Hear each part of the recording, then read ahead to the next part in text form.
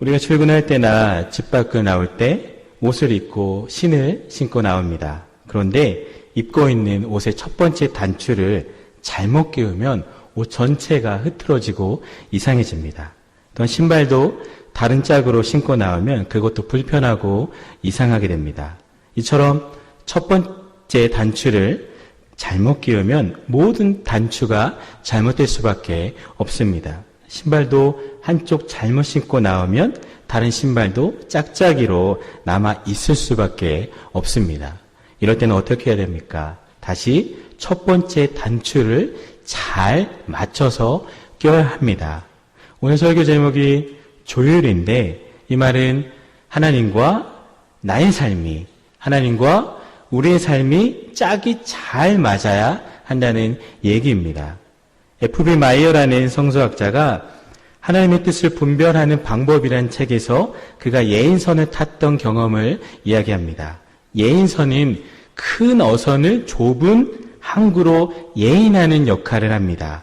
예인선이 잘못 인도하면 그 큰 어선이 캄캄한 밤에 부두에 부딪히는 사고도 당할 수가 있습니다. 마이어는 캄캄한 밤에 조마조마하게 그렇게 배 안을 잘 앞뒤를 살피고 있는데 선장은 느긋하게 콧노래를 부르며 항해합니다. 마이어가 물었습니다. 선장님 어떻게 캄캄한 이 밤에도 이 좁은 길을, 그것도 앞이 잘 보이지 않는 이 밤에 저 큰 배를 어떻게 인도하시나요? 예, 선생님, 그건 어려운 일이 아닙니다. 저기 앞에 불빛들이 보이지요? 저기 3개의 불빛들이 일렬로 정렬이 되면은 내가 올바른 길로 잘 가고 있구나라고 생각하면 됩니다. 그러나 만약 저 3가지 불빛 중에 하나라도 삐뚤어지면 빨리 각도를 맞춰야 합니다라고 이야기를 했다고 합니다. 우리가 하는 일이나 삶이 올바른 것인가를 판단할 때에도 3개의 불빛이 맞아야 합니다. 첫 번째는 내적인 확신입니다. 성경 말씀과 하나님의 뜻에 비추어 내 안에 기쁨과 평안 그리고 확신이 있어야 합니다. 두 번째는 공동체의 유익과 기쁨이 되어야 합니다. 내 안에 확신, 또 교회와 공동체 내에 다른 사람들에게도 기쁨과 확신 그리고 유익이 있어야 합니다. 세 번째는 하나님의 영광이 되어야 합니다. 내적, 외적 확신만 가지고는 안 됩니다. 공동체의 유익과 기쁨, 이 모든 것들이 하나님께 영광, 즉 나란히 다 맞춰질 때 틀림없이 하나님께 나의 삶의 중심이 잘 맞춰져 있다는 얘기입니다. 사랑하는 성도 여러분, 지금 내 삶의 중심이 그러면 하나님의 그 불빛에 나는 과연 잘 맞춰져 있을까? 만약 내 삶의 중심을 이 세상에 고정해 놓고 살아간다면 우리는 세상의 소리가 들릴 겁니다. 세상이 크게 보일 겁니다. 반면 하나님께 내 삶의 중심을 맞추고 살아간다면 우리는 하늘의 소리를 듣게 되며 크신 하나님을 경험하게 될 것입니다. 그리하여 해서 내 꿈, 세상 꿈이 아니라 하늘 꿈, 제대로 된 꿈, 비전을 가질 수가 있습니다. 이 하나님께서 우리 인생들에게 제대로 된 꿈을 주기 위해서, 즉 짝이 잘 맞춰야 됩니다. 쉽게 말해 조율해야 됩니다. 우리 삶이 성령님에게 중심을 놓고 조율해 놓고 살아갈 때, 그래서 그분의 능력이 내 능력이 되는 것이고 그분의 비전이 내 비전이 되는 겁니다. 여러분, 신앙생활이 무엇입니까? 내 인생을 끊임없이 천국 갈 때까지 잘 조율하는 것이 바로 신앙생활입니다. 직분, 연수, 내 신앙을 드러내는 것이 아니라, 그래서 날마다 더 낮아지고 더 예수 닮아가는 것이 바로 신앙생활입니다. 그러기에 오늘보다 내일이 더 깊어지고 새로워지도록 힘들어도 걸어가는 것이 신앙생활임을 여러분 기억하시기를 바랍니다. 사랑하는 성도 여러분, 하나님과 나와의 관계가 정말 제대로 잘 맞춰 있습니까? 제대로 잘 조율되어 계신가요? 여러분의 인생과 신앙은 제대로 잘 조율되어 있습니까? 지금 우리 교회와 우리 성도들에게 매우 중요한 시기입니다. 구정도 지났으니 다시 점검하고 조율하고 시작할 아주 중요한 타이밍입니다. 지금부터 흩어졌던, 풀어졌던 나의 믿음 생활, 신앙 생활, 그리고 봉사 생활 등을 제대로 조율해야 될 시점입니다. 오늘 본문을 보겠습니다. 열왕기하 3장을 보면은 이스라엘과 모압의 전쟁 내용이 나옵니다. 여호람은 왕위에 오르자마자 모압을 진압하려 합니다. 이윤즉슨 이스라엘의 조공을 바쳐오던 모압 왕 메사가 이스라엘 왕을 배반했습니다. 그래서 모압이 배반하자 모압을 치기 위해 이스라엘 왕 여호람, 유다 왕 여호사밧, 그리고 에돔, 이 3국이 서로 동맹을 맺습니다. 여호람은 군대를 소집하고 유다 왕에게 도움을 달라고 협력을 요청합니다. 이에 선지자 엘리사가 식순환을 겪고 있는 연합군에게 나타나서 이스라엘에게 승리를 예언하는 장면이 오늘 본문의 간략적인 스토리입니다. 북왕국 이스라엘을 중심으로 한 연합군이 모압이라는 나라와 전쟁을 치르고자 이제 에돔 광야에 진을 치고 있습니다. 8절 보시면 여호람이 가로되 우리가 어느 길로 올라가리이까? 저가 대답하되 에돔 광야 길로니이다 라고 말씀합니다. 전쟁이 일주일쯤 지나가니 이제 먹을 물이 다 떨어지고 말았습니다. 9절 보시면 이스라엘 왕이 유다 왕과 에돔 왕으로 더불어 행하더니 길을 둘러 행한 지 7일에 군사와 따라가는 생축을 먹일 물이 없는지라 라고 말씀합니다. 땅과 골짜기는 메말랐고 물의 근원도 말랐습니다. 그렇다고 비가 올 징조도 보이지 않습니다. 이때에 이 메마른 골짜기에서 마른 광야에서 이들이 취한 행동의 전모가 문제 해결의 그 방법이 오늘 본문이 우리에게 주고 있는 교훈입니다. 여러분, 인생을 살아가다 보면 막다른 골목에 우리가 부딪혀서 쩔쩔맬 때가 있습니다. 내가 만난 문제가 너무나 무겁고 견딜 수가 없어서 신음할 때도 있습니다. 그래야 해서 내 영혼이 황폐해져서 이러지도 저러지도 못하고 실패의 언덕에서 그저 울며 부르짖어야 할 수밖에 없을 수도 있습니다. 도무지 해결책이 안 보이는 앞이 꽉 막힌 것과 같은 안타까운 삶의 문제가 있을 때 우리는 이 문제를 어떻게 해결할까? 이 어려운 환경에서 하나님의 그 말씀이 무엇인가? 이러한 질문은 우리 하지 않을 수가 없습니다. 이 질문에 대한 대답을 오늘 본문이 오늘 우리에게 전해주고 있습니다.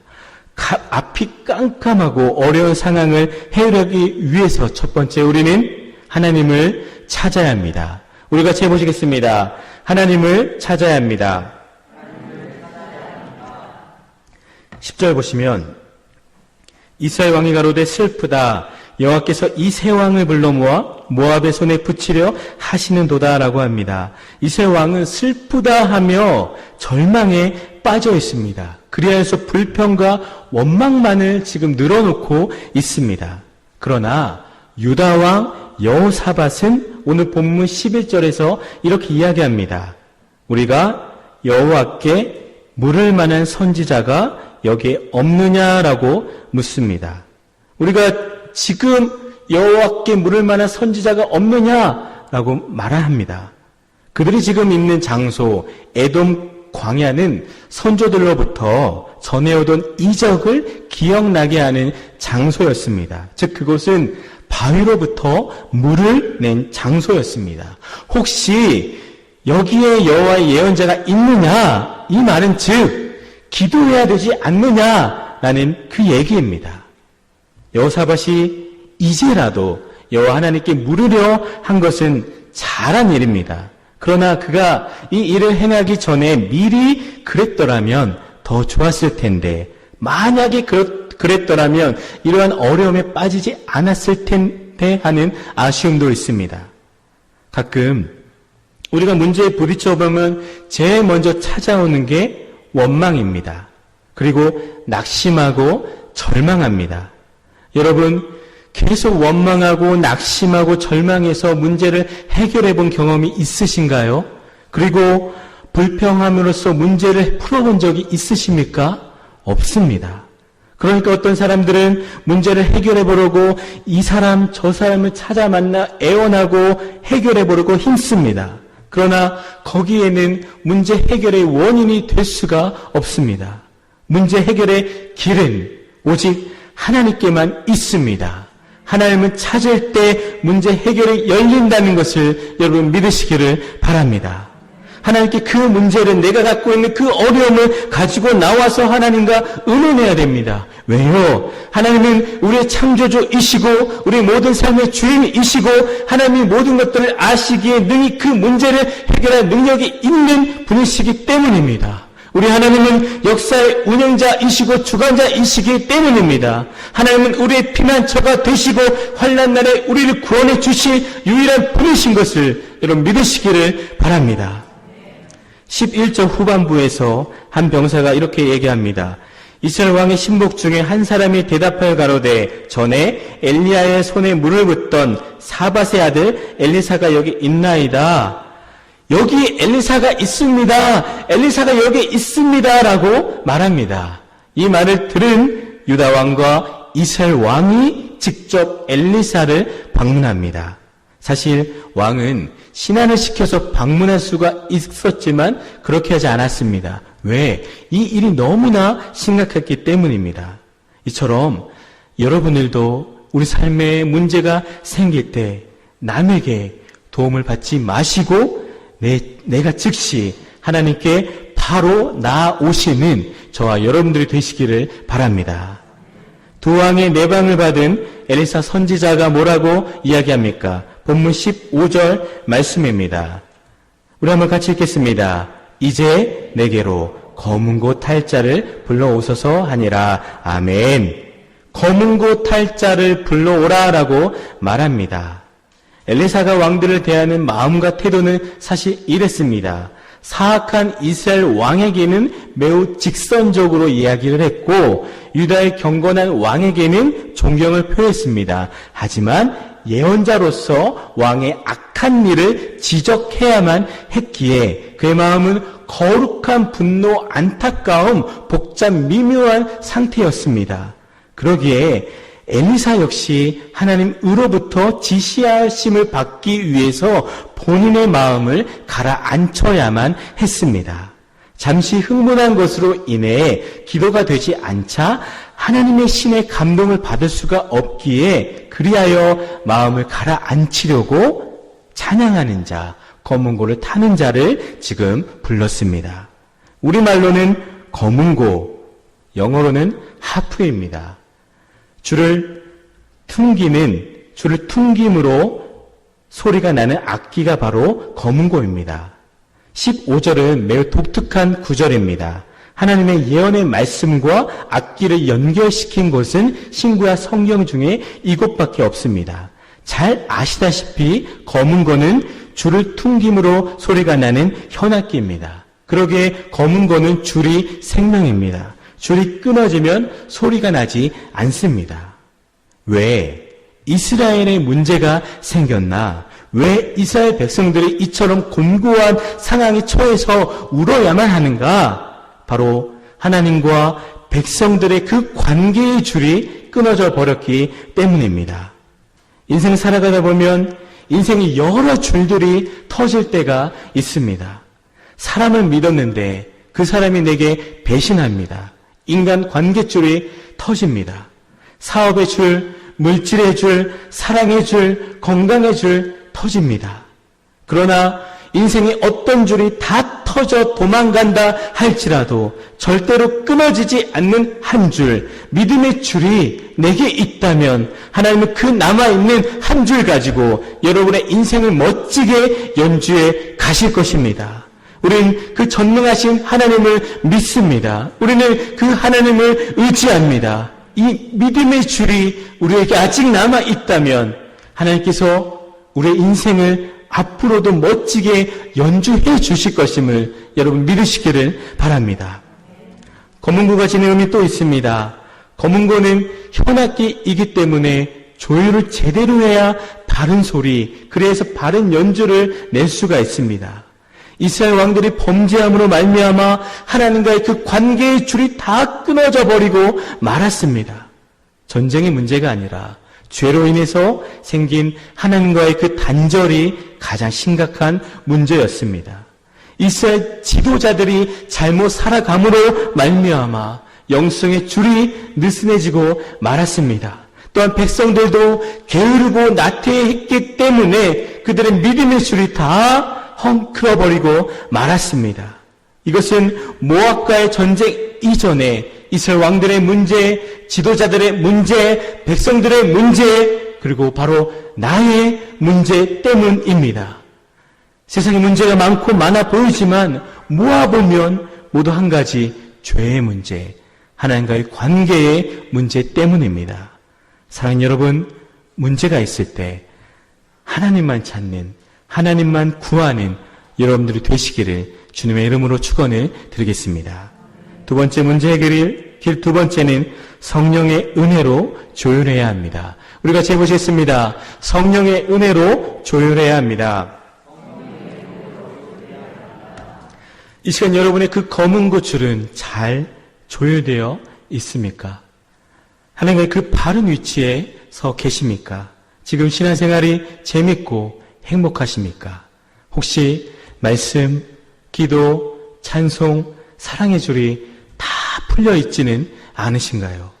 멋진 연주를 해내야 할 나의 그 검은 고 줄이 제대로 조율이 되어 있느냐 없느냐 하는 얘기입니다. 교회는 한 사람 한 사람이 너무나 소중합니다. 하나님이 주인 되시고 예수 그리스도가 머리 되시기 때문에 각 지체들이 몸의 모든 파트에서 일하는 것이 교회입니다. 교회 안에서는 예쁜 화음, 예쁜 소리를 내려면 누구 한 사람만, 몇 사람만 열심히 일하는 것이 아닙니다. 구역원 전체가 구역자한테 힘써서 같이 만들어 나가야 됩니다. 모든 지체가 맡고 있는 곳에서 최선을 다하며 예쁜 소리를 해내야 되는 겁니다. 원하기를 올해 우리 주안교회 안에서 예쁜 소리들만 가득하기를 간절히 소망합니다. 여러분, 나의 내면 진짜 모습을 보시고 어디가 풀려졌는지, 그래서 어떠한 잡음, 어떠한 남을 방해하는 괴롭히는 이상한 소리가 나오는지 정말로 살펴보시기를 바랍니다. 다시 본문을 보겠습니다. 15절 우리가 한번 같이 읽겠습니다. 이제 내게로 검은 고 탈 자를 불러오소서 하니라. 검은 고 타는 자가 검은 고를 탈 때 여호와께서 엘리사를 감동하시니. 아멘. 이제 조율을 마쳤습니다. 엘리사는 검은 고를 타는 사람으로 하여금 찬송을 연주하게 했습니다. 검은 고를 연주하는 것은 즉 외부 세계 모든 잡다한 소음으로부터 다 차단하고 내면의 그 하나님의 영의 목소리를 주의를 집중시킴으로 들을 수 있도록 하는 방법이었습니다. 그래서 기도하기 전에 찬송하면서 기도를 시작하는 것도 그래서 매우 중요한 도구입니다. 엘리사 자신도 불평하고 원망하던 이스라엘 왕도 하나님께 기도하자던 여호사밧도 그리고 그 자리에 있던 군사들도 지금 찬송 소리를 들었습니다. 그때 성령이 찾아오셨습니다.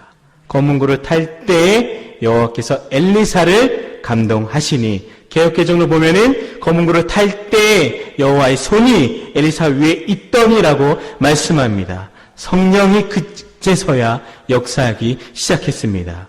조율이 끝났으면 연주를 해야 합니다.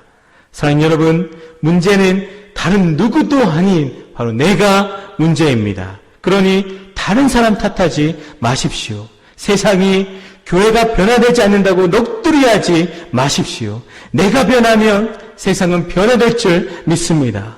세상을 위태하다고 말하지 마십시오. 내 가정이, 내 공동체가 행복하고 건강하면 세상은 안정되게끔 되어 있습니다. 한국교회 큰일 났다라고 말하지 마십시오. 우리가 섬기는 이 주안교회가 참된 성령의 은혜를 경험하면 한국교회, 이 땅에 있는 모든 교회는 새로워질 줄 믿습니다.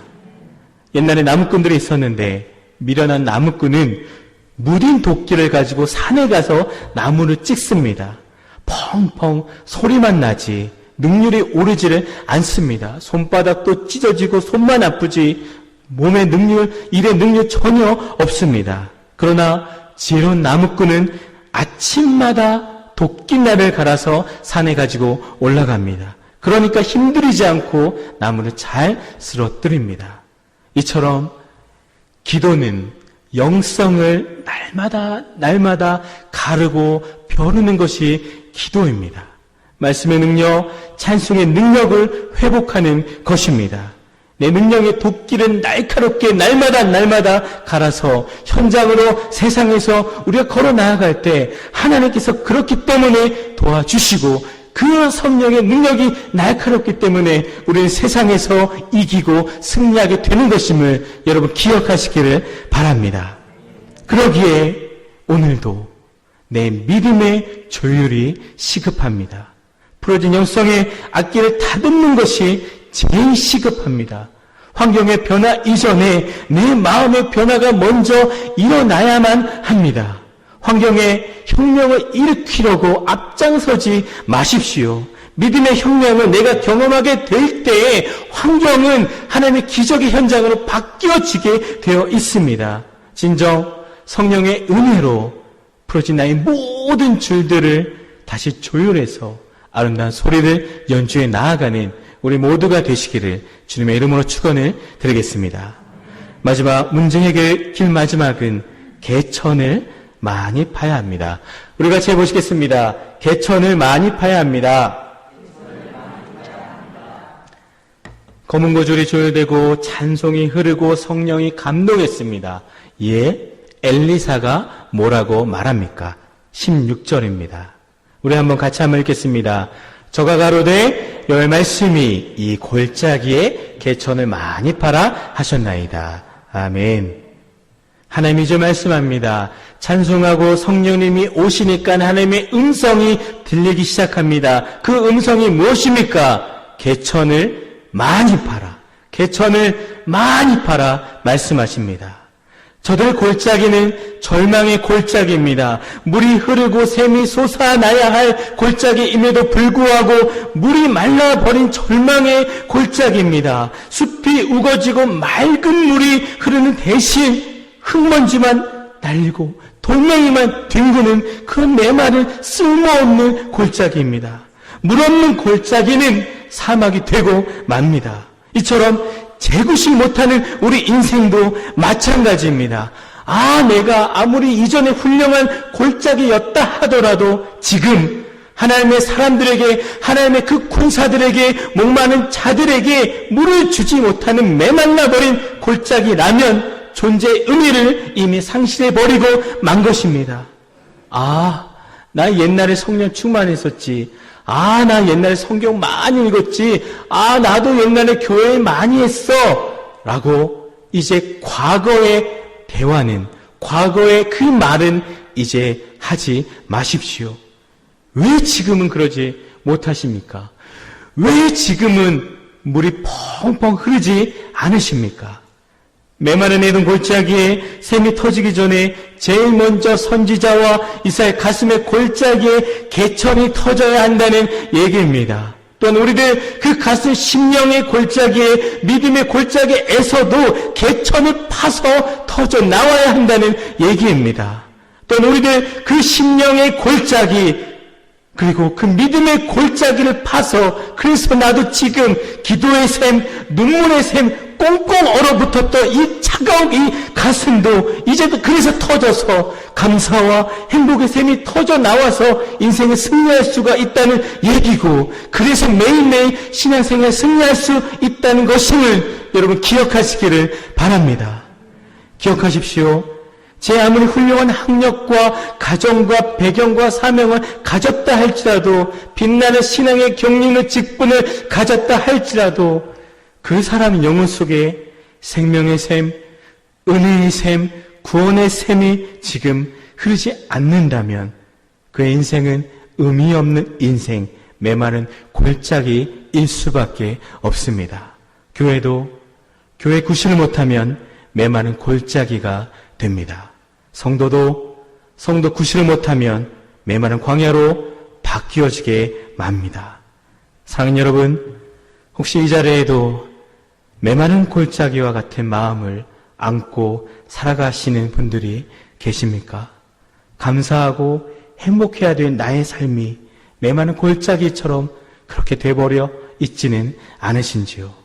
하나님께 영광스럽게 쓰임받아야 할 나의 그 행복한 삶이 흙먼지만 날리고 있지는 않으십니까? 이런 메마른 인생들을 향하여서 우리 하나님을 말씀합니다. 개천을 많이 팔아. 개천을 많이 팔아라고 말씀합니다. 많이 파면 많은 분들이 모여서 수많은 영혼들에게 귀하게 사용받을 수 있을 겁니다. 여러분, 큰 꿈을 꾸고 큰 기적을 바라보면서 기도로서 내 개천을 많이 파시기를 바랍니다.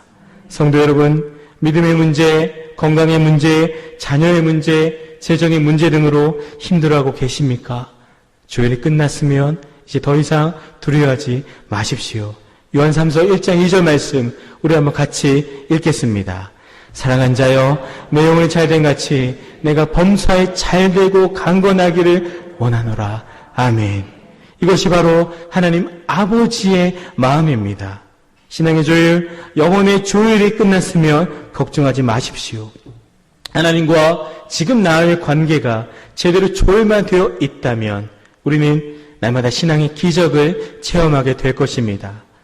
지금까지 교회 생활 해오면서 여러 가지 실패와 어려움과 좌절과 믿음의 상처 때문에 아직까지도 고민하고 힘들어하고 계십니까?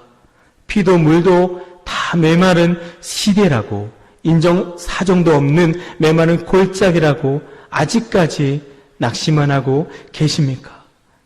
이제 기도의 샘을 파십시오.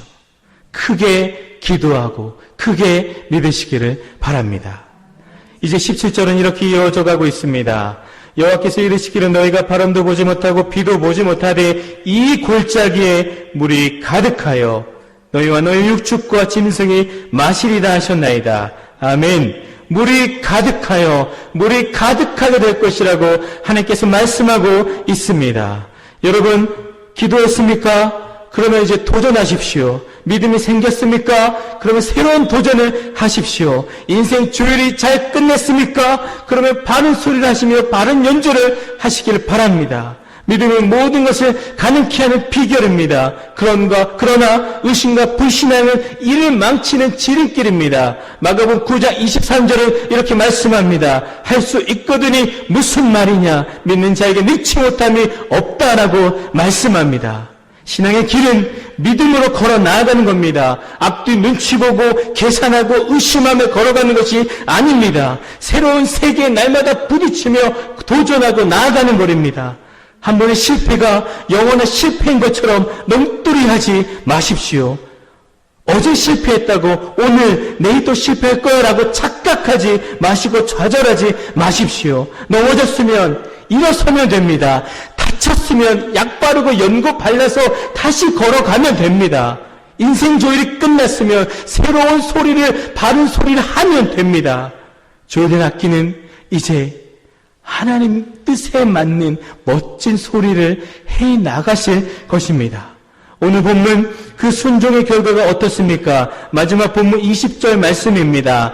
아침이 되어 소재 드릴 때 물이 에돔 쪽에서부터 흘러와 그 땅에 가득하였다라고 말씀합니다. 언제입니까? 아침이 되어 소재 드릴 때, 즉 온 백성이 아침에 일찍 일어나 아침에 기도하는 그 시간에, 하나님께 예배하는 그 시간에 하나님 기적을 베풀기 시작했다라는 말씀입니다. 22절 아침에 모압 사람이 일찍 일어나서 해가 물에 비춤으로 맞은편 물이 불고 피와 같음을 보고라고 기록합니다. 물 한 방울 없던 그 메마른 골짜기에 물이 흘러 넘치고 거기 아침 햇살이 비추니까 물이 빛이 나며 붉은 빛을 띠게 되었다라는 이야기입니다. 그리하여서 모압 그 백성들이 저 사람들 자기들끼리 죽었구나, 그래서 피바다가 되었구나라고 오해하고 착각해서 쉽게 넘어왔지만 그러지 않고 그들은 모두 다 진멸당하고 도망되게 되었습니다. 이렇게 오늘 성경 이야기는 끝이 납니다. 하나님이 함께 하시면 우리도 이 험한 역사의 전쟁에서 반드시 승리하게 될 줄로 믿으시기를 바랍니다. 여러분을 괴롭히려고 찾아왔던 그 사탄 역사의 원수가 다 물러가게 될 것임을 여러분 또한 믿으시기를 바랍니다. 이제 말씀을 정리합니다. 우리 삶의 문제는 잘 사느냐 못 사느냐의 문제가 아닙니다. 성공 실패의 문제도 아닙니다. 제대로 사느냐, 제 길을 걷고 있느냐, 그것이 중요합니다. 아무리 성공했다고 큰 소리 쳐도 인생 조율이 잘못되었다면 그 사람은 불협화음만 내는 존재입니다. 하지만 넘어지고 연약하고 실패한 것처럼 보여도 우리 하나님께 내 삶의 중심이 온전하게 잘 맞춰져 있고 조율만 되어 있다면 그 영혼은 세상이 볼 때는 하찮은 영혼일지 몰라도 하나님께서 볼 때는 가장 큰 영혼이고 인생에 승리하는 영혼인 줄 믿으시기를 바랍니다. 꿈과 비전을 위해서 우리 주안교회가 새롭게 다시 시작하고 걸어가야 할 우리 주안교회와 우리 성도 여러분들이 정말로 하나님을 찾고 성령의 은혜로 조율되고 심령의 개천을 많이 파서 그래서 날마다 성령의 역사를 이어나가는 우리 모두가 되시기를 주님의 이름으로 축원을 드리겠습니다. 이 시간 같이 한번 찬양했으면 좋겠습니다. 우리가 날마다 숨쉬고 살아가는 이 인생을 하나님께서 귀하게 역사하시는 것을 믿음으로 인정하고 이 시간 같이 찬양으로 고백하며 기도하는 이 시간 되기를 원합니다.